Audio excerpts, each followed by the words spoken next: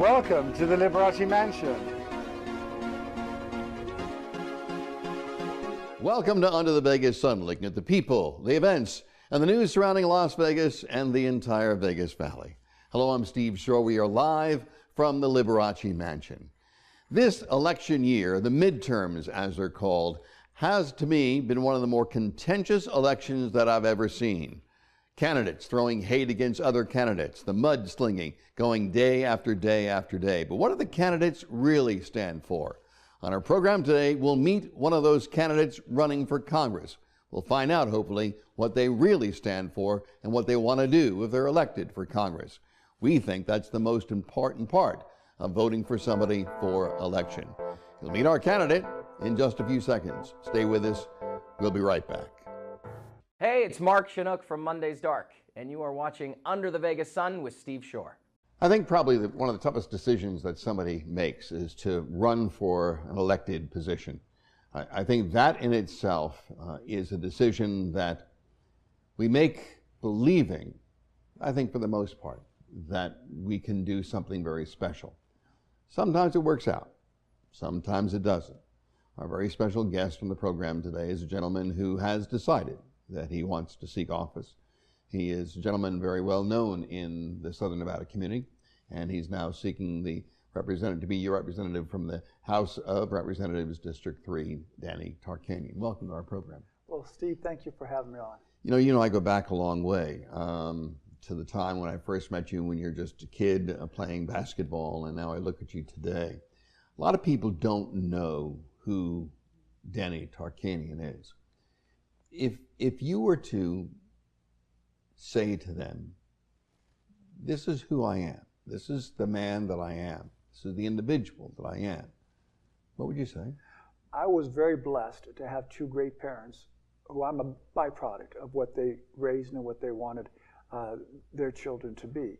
And all of my positives and negatives are based upon that. And a lot of people run for that. They say they want to be their own person. Look, I'm a very competitive person. I enjoy working hard. I got that from both of my parents. My dad always said my mom was the biggest competitor she's ever met, more than any of us players. I can handle adversity, which I think is also something I learned from both of my parents. I can take negative stuff said about you better than anybody else because I had to watch that with my parents growing up. And basically, it's very simple. I've grown up in this community for almost 50 years. This community has been wonderful for all of us, my parents, myself, my kids. We've lived through the good, we lived through the bad, and we've always been raised that you need to give back to the community that's been so good to you. I've done that in as many of the charitable organizations I've been involved in, and the next step would be public service. Your dad was probably one of the stronger men that I ever knew. Yeah. For those who do not know, his dad was Jerry Tarkanian. Probably one of the greatest basketball coaches that UNLV ever had, actually made UNLV's basketball team, I honestly believe. Your mom has been a community activist all of her life, and of course now is an elected official in the city of Las Vegas. From those two people, you gained, as you just said, a certain something from that. One of the things that I admire the most about you, if I can say that, is your strength. I know what you went through when your child, very young child, had a stroke. A lot of parents could have been destroyed by that. You became, along with your wife, wonderfully stronger because of that. What did you gain from that experience? How did you get through that experience? Well, you know, I'll take your nice compliment of the strength, but we felt very hopeless at the time it was happening. I don't think we were showing strength. There's nothing harder than to watch your loved one when you can't help them. And I understand, your situation. You understand the pain that you had. We were very blessed and fortunate. My son had a stroke, but he almost fully recovered. He's only lost a little bit of his peripheral vision. And we just are thankful every day that it wasn't worse. I mean, I thank the God. In fact, I pray every day. I thank you for letting him get through that without the damage it could have been, because it would have devastated me. I believe I wouldn't have been strong. I would have been torn up to pieces if it would have been worse. I don't think anybody, any parent is ever ready to lose a child. It's probably one of the toughest things. But you came out of helping your son become stronger. Why do I have the sense that it made you consider the things that you're now doing in life? Listen, let's face it. You've run for political office before. Everything from state senate to secretary of state, various different positions, and you didn't win any of those. You didn't win any of them. But now you're running again for Congress.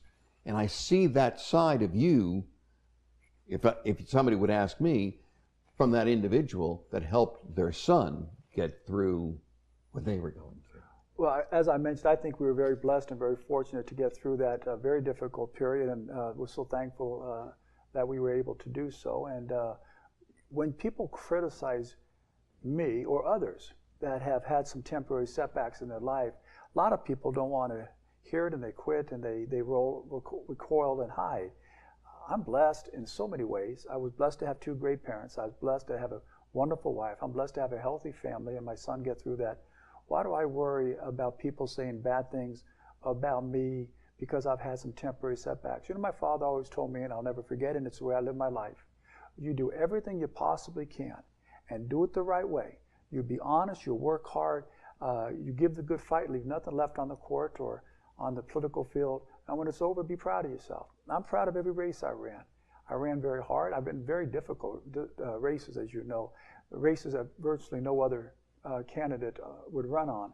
18.5 Democrat favored district in my first race, 14.5 in another, running against Harry Reid in the U.S. Senate race. So, you know, those are tough races. I'm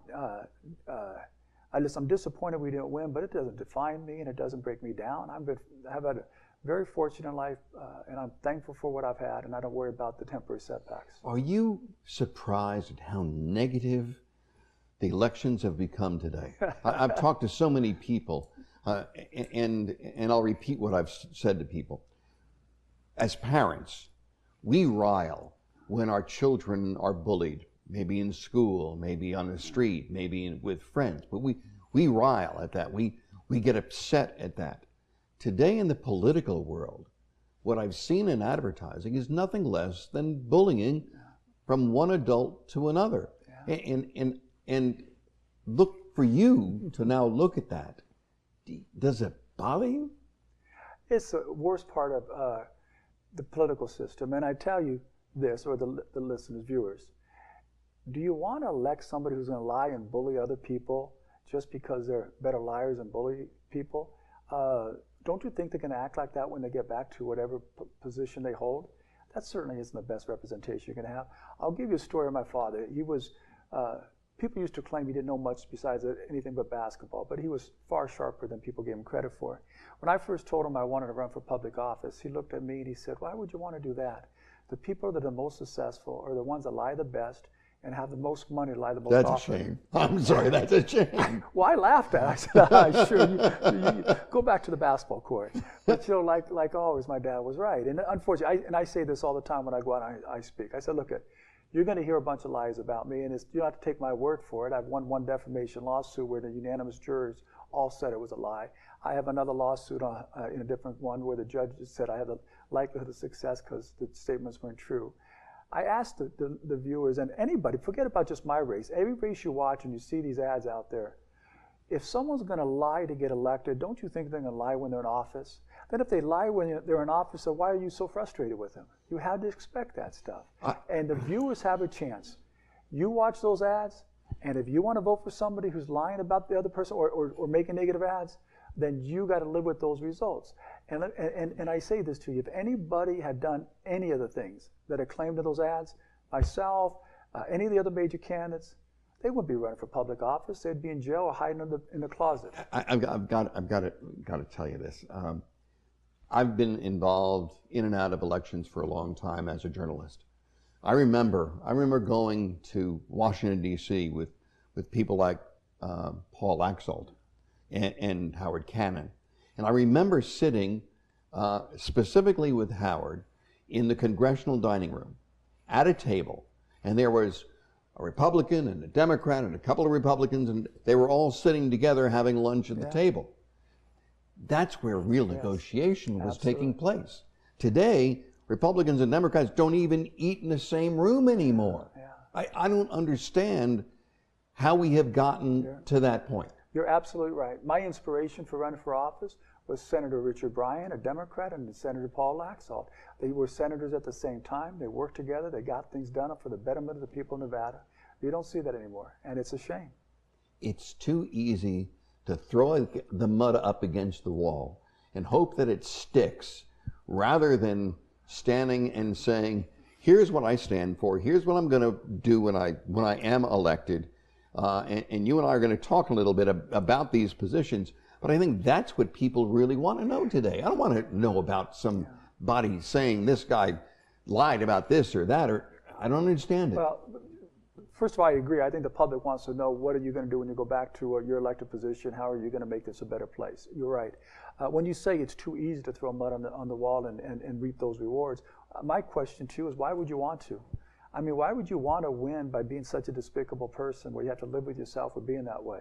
Look, if I don't win the right way, then I don't care. I'll take the temporary setbacks and move back to the good fortune I've had in my life. Look, I'm gonna run this campaign. We're gonna talk about the issues. I believe I'm on the right side of the vast majority of the issues with the people in my district. We're gonna talk about those issues day in and day out. You're still a husband. You're still a dad of 4 wonderful children.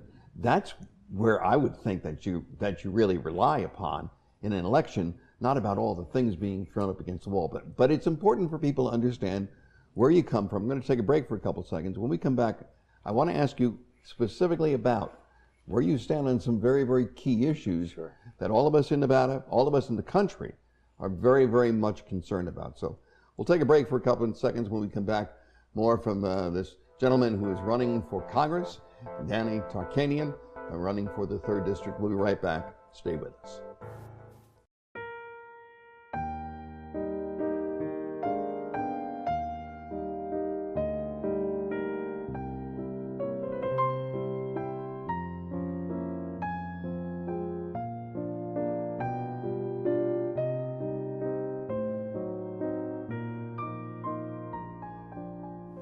Hello, my name is Martin Ravenhill. I am the proprietor, owner of the Liberace Mansion, and I welcome you and invite you to explore all of the incredible features we have available at this historic house. Liberace lived here from 1974 until his death in 1987. Since then, I've been able to remodel and restore this house to its former glory.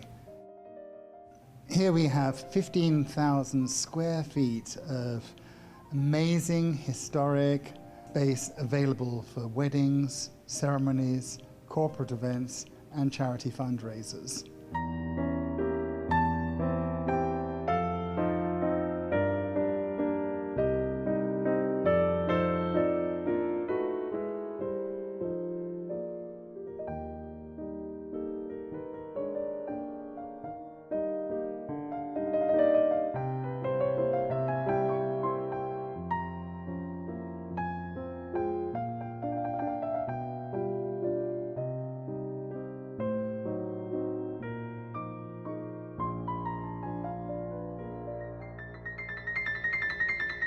The Liberace Mansion.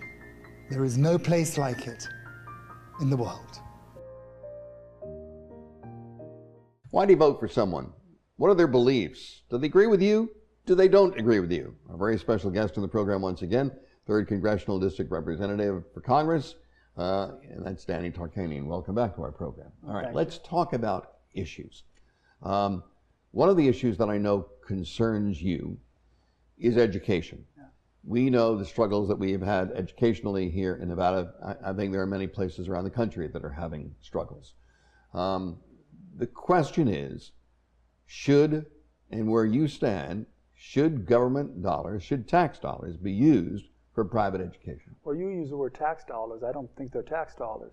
They're dollars that every individual that lives in this community is paying to the government that goes towards the education of their children. So the government's not paying for it, we're paying for it. Right? It's our dollars that are paid for in taxes. So when you say that, This is what I believe very strongly we should have school choice, which is what you're getting at. School choice means that me as a parent, I pay dollars to the state and federal government in my property taxes and income taxes. And part of that money is used for the education of my children.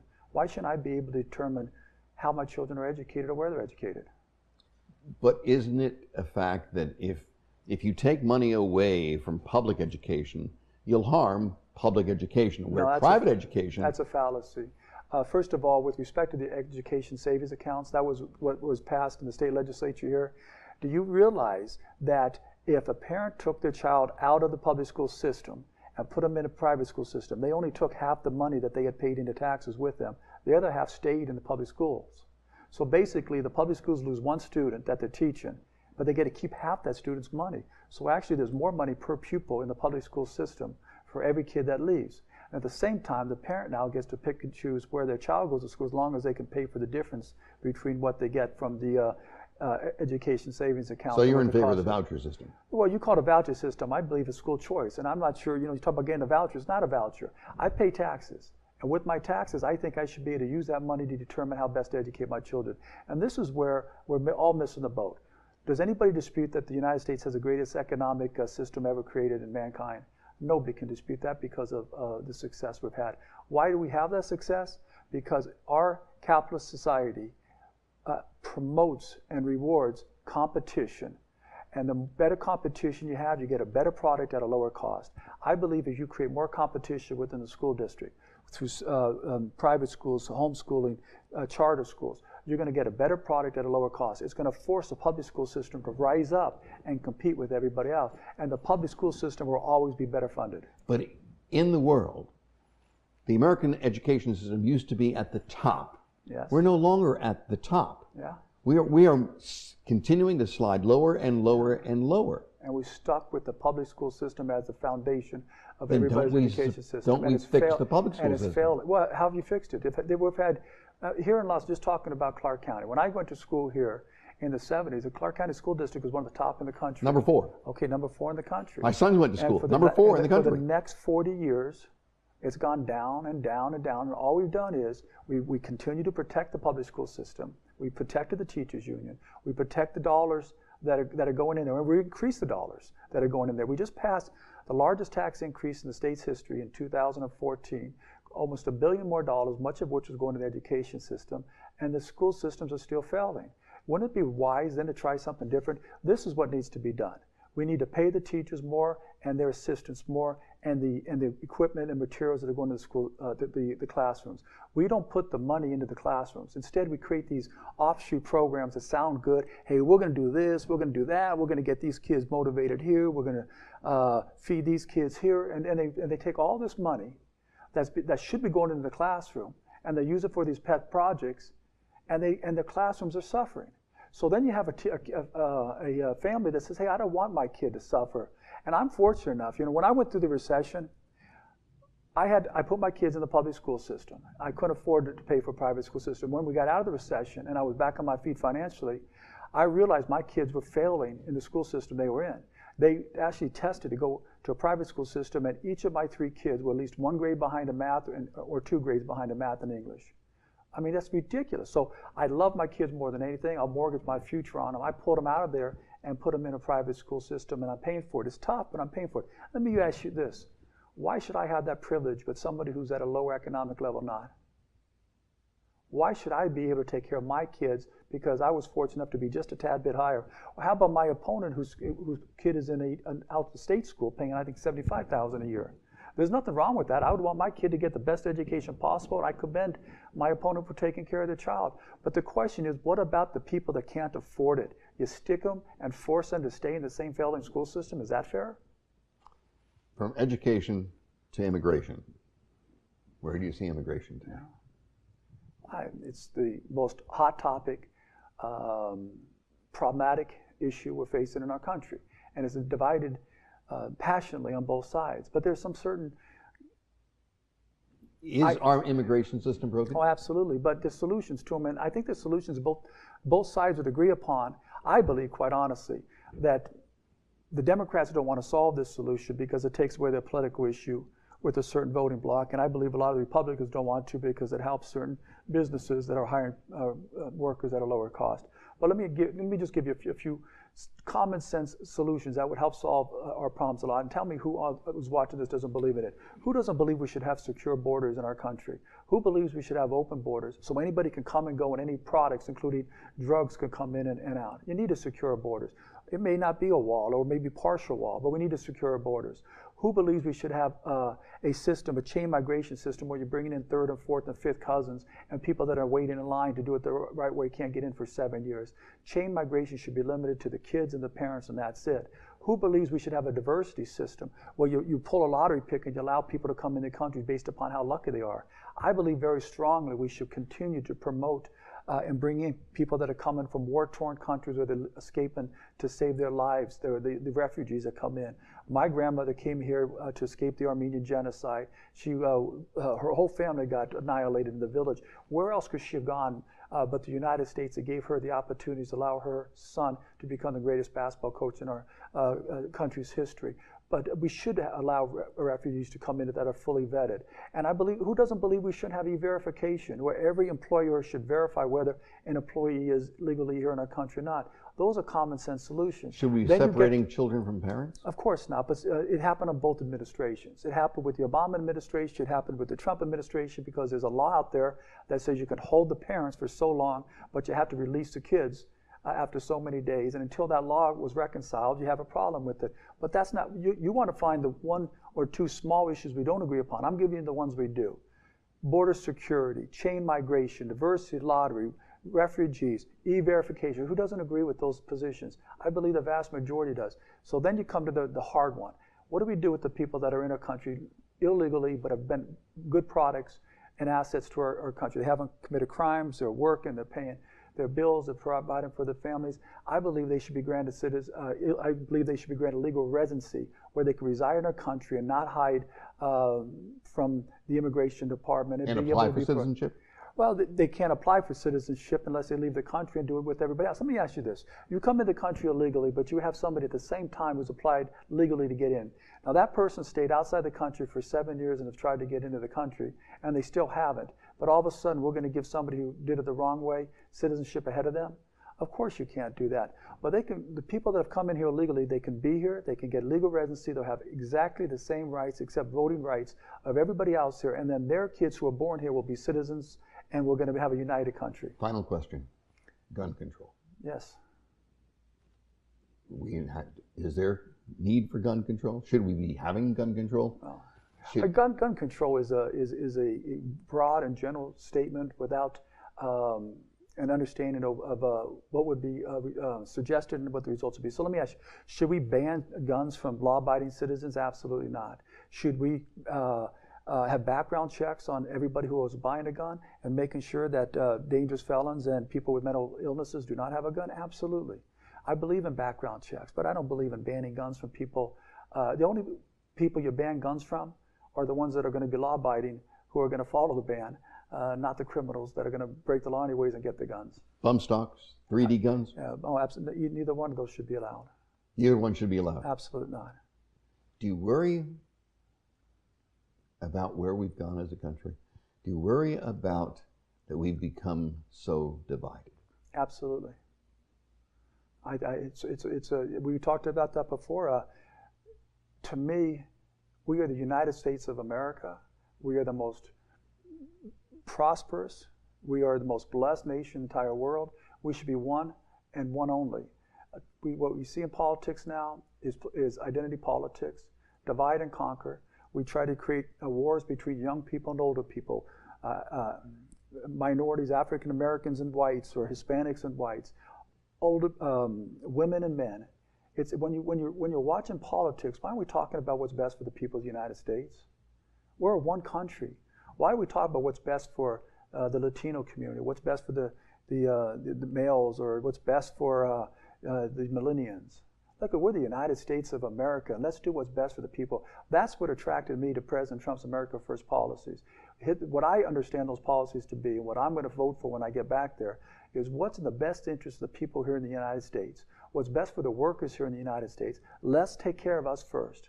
And if we can help people overseas, great, let's help them, but not at the expense of the people here in our country who need it the most. We spent $3 trillion fighting wars overseas that we had no business being over there. And then our brave soldiers come back home and we can't get them the right medical treatment they need or the right education they need to get retrained. Shame on our country, and that's not what our country stands for. Thank you, sir, for being with us. I think the insights that you've given us are I think what voters need today. They need to be able to hear what candidates really believe. So I want to thank you very much. You've been a friend for a long time, known you for a long time, and I appreciate you being on the program. So, well, thank you. I enjoyed being on it. Thank you very much. Thank you. You know, it's important to make sure and know who you're voting for. There is nothing more important that we can do.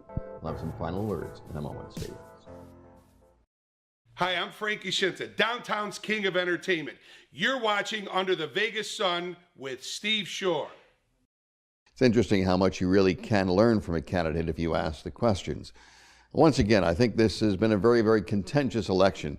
I think as voters, it's very important for us to vote for the people that we think represent us and the opinions and the things that they really want to be able to do once they are elected. That's the most important thing that I think any of us can really do when it comes to voting for someone for Congress or even our local elections.